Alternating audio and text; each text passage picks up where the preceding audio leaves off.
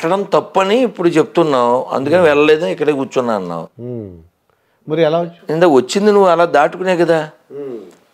అతను ఏమన్నా అంటే, ఈ గోవింద్ అనే అతను ఒక మనిషిని అలా దాటకూడదు కదా, ప్రతి జీవిలో పరమాత్మ ఉంటాడు కదా, పాపం కదా లెక్చర్ ఇచ్చారు. ఈ లెక్చర్ మరి వచ్చేప్పుడు ఏమైంది అన్నారు ఆయన. అంటే ఆయన అన్నాడు, అంటే వాళ్ళ స్టాండర్డ్ చూడండి, వాళ్ళ మెచ్యూరిటీ చూడండి. మా గురువారికి సేవ చేయాలి, నేను నరకానికి వెళ్తే ఏంటి, ఇంకోటి అయితే ఏంటి, మా గురుగారి సేవ చేయాలి, అందుకని ఇంకో మార్గం లేదు. మీరు గుమ్మంలో పడుకున్నారు, నేను అటు వస్తే కానీ మీ కాళ్ళు సేవ చేయలేము, వచ్చేసాను. మరి ఎందుకు వెళ్ళలేదు? వెళ్ళిపోవడం నా వ్యక్తిగతమైన పనులకి ఎందుకు వెళ్ళాలి, అందుకని కూర్చొని. అంటే మన ఉద్దేశం చూసారా, అది చాలా ముఖ్యమైనది. అదే మంచి ఉద్దేశం అయితే చెడ్డ పని చేసినా పర్లేదన్నమాట. అంటే మీరు అన్నట్టు ఇక్కడ చెడ్డ పని అని కాదు, మేలు మేలు అంటే మీకు అర్థమయ్యేలా చెప్తాను. ఎవరైనా స్పృహ కోల్పోతున్నారు, వాళ్ళు స్పృహ కోల్పోతే ప్రాణం కోల్పోతారు.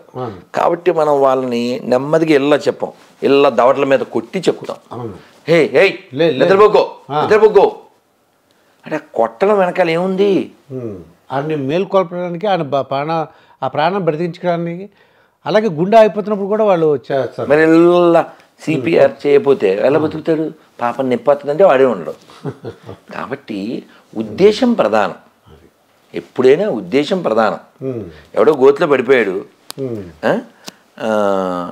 అంటే ఈ ఉద్దేశం ఎలా ఉండాలంటే, మనం మామూలుగా ఎవరినైనా తిట్టేటప్పుడు గాడిద అని తిడుతుంటాం, కానీ ఒక కథలో ఆ గాడిదలాగే ఉండాలి.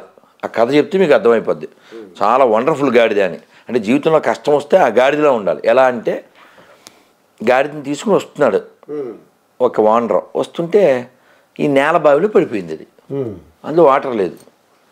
వీడు దాన్ని తీయడానికి పాపం ట్రై చేశాడు, పెద్ద పెద్ద తాళ్ళు క్రేన్లు ఏమి లేవు ఆ కాలం కాబట్టి. వీడు చాలా ట్రై చేసి ఇంకా దాని భయం వేసేస్తుంది, లోపల వాటర్ లేదు, వీడి దగ్గర ఏం మ్యాటర్ లేదు. ఏం చేయాలి? వీడు బాగా ఆలోచించి, ఇంకా దీన్ని పైకి తీయలేము, దాన్ని అలా వదిలేస్తే ఆకలితో చచ్చిపోద్ది, ఇక్కడ మట్టి దండిగా ఉంది, మట్టి వేసి కప్పెట్టేద్దామని ఆడు చేత్తో మట్టిని వేసేస్తున్నాడు. అది భయపడిపోయింది. ఎంత దుర్మార్గం, ఇన్ని రోజులు గాడి చాకిరీ చేశాను, వీడు కనీసం గాడిలో గాడిని చూడకుండా మ్యాడిఫీలో నా మీద మడ్డేసేస్తున్నాడు, మట్టేసి నన్ను కప్పెట్టేస్తున్నాడు వీడు అని పెద్ద పెద్ద సౌండ్ చేసి కాసేపటికి సౌండ్ మానేసింది. అదేంటి మనం కొంచెమే మట్టేసాం, అప్పుడు ఇది కప్పెడిపోయిందా, సౌండ్ చేయట్లేదేంటి అని వాడు మట్టేయడం మనిషి చూస్తున్నాడు. అది కాలుతో ఇలా సరి చేసేస్తుంది.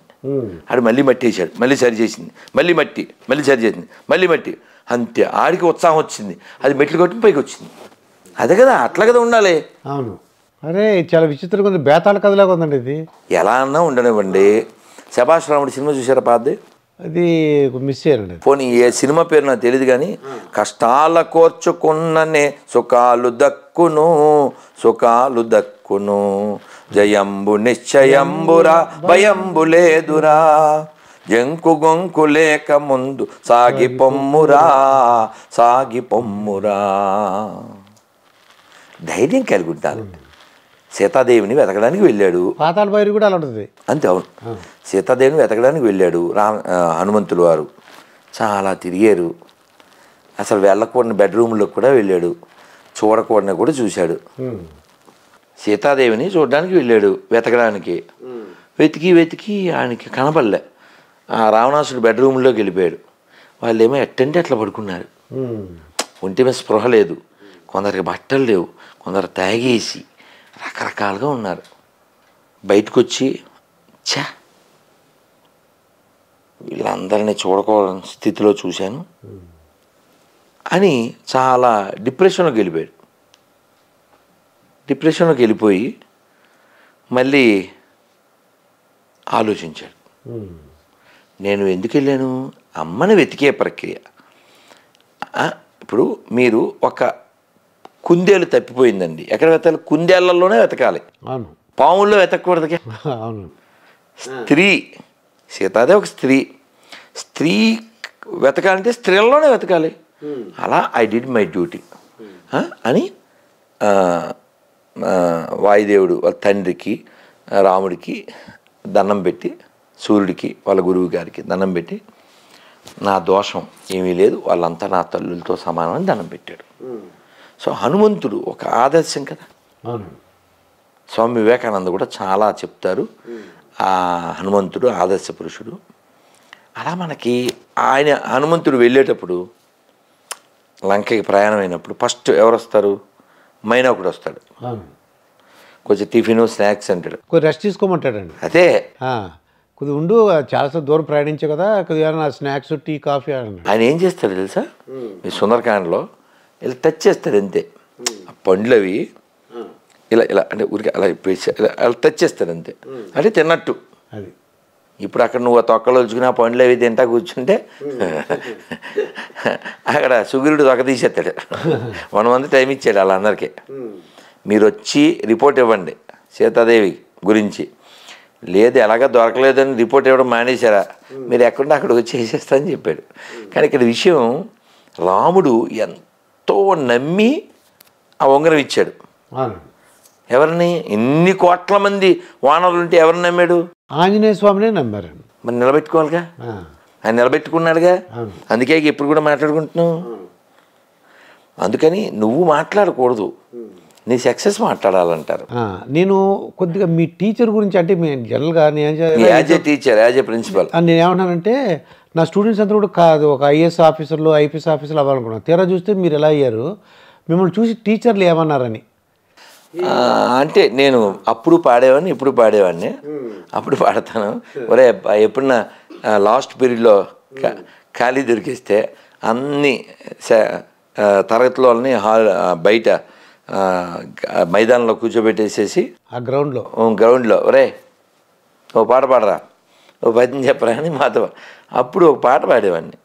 మాకు శర్మ గారు టీచర్ గారు, చలపతి మాస్టారు, అన్నపూర్ణ మాస్టారు, అలాగే ఈరోజు చక్కగా వాళ్ళ పేర్లు చెప్పిస్తున్నాను మీ చేత, నా టీచర్ల పేరు. అలాగే మేరీ టీచర్ ఉండేది, అలాగే ఇంకొక లేడీ టీచరు, ఆవిడ పేరు మళ్ళీ గుర్తొస్తుంది, ఆవిడ ఆంజనేయులు మాస్టరు.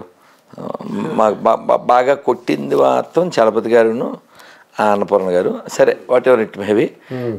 అయితే అప్పుడు ఒక పాట పాడేవాళ్ళం, ఏంటంటే అనగనగా ఒక రాజు, కొడుకులతో పాటు రాజు కుక్కను పెంచి ప్రేమయ్యనే బాలు పోసి పెంపు చేసెను.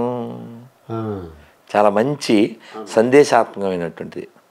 అయితే పిల్లలకి మొన్న నేను ఎక్కడో అడిగాను, ఒక శ్లోకం చెప్పు అని. 10th డిగ్రీకి వస్తే కూడా శ్లోకాలు రావట్లే, తర్వాత మాత్రం శ్లోకాలు వచ్చేస్తున్నాయి. ఏడుపులు. ఎందుకు చెప్పనా, బాగా చదవడం మాత్రమే జీవితంలో ఎయిమ్గా పెట్టుకుంటున్నారు, కానీ బాగా సంస్కారం పొందడం కదా ఏం కావాలి. సంస్కారం ఉండాలి.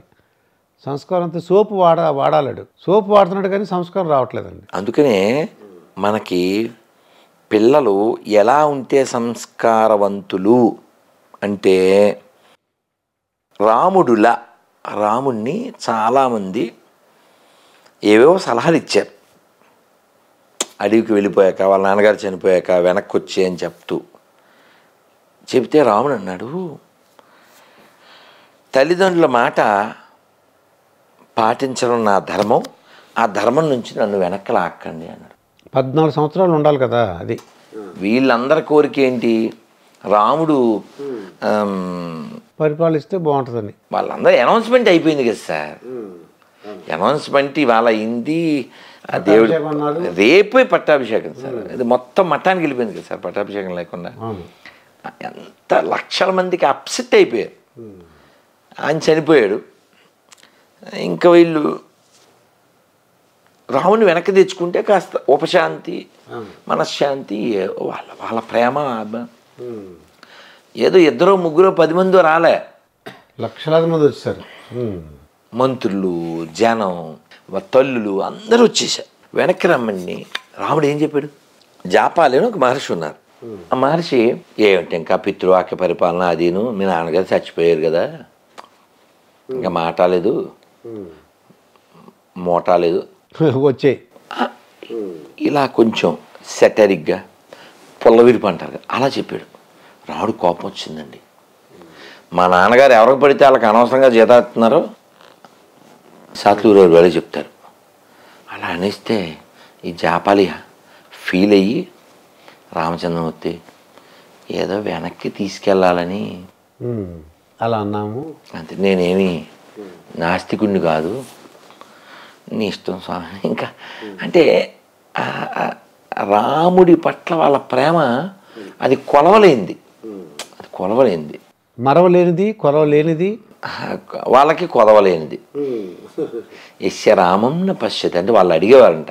శ్రీభాష్యం అప్పలాచార్యులు వారు చెప్తారు, ఎంత బాగా చెప్తారు. రాముని నువ్వు చూసావా అని అడుగుతారట ఎవరినన్నా.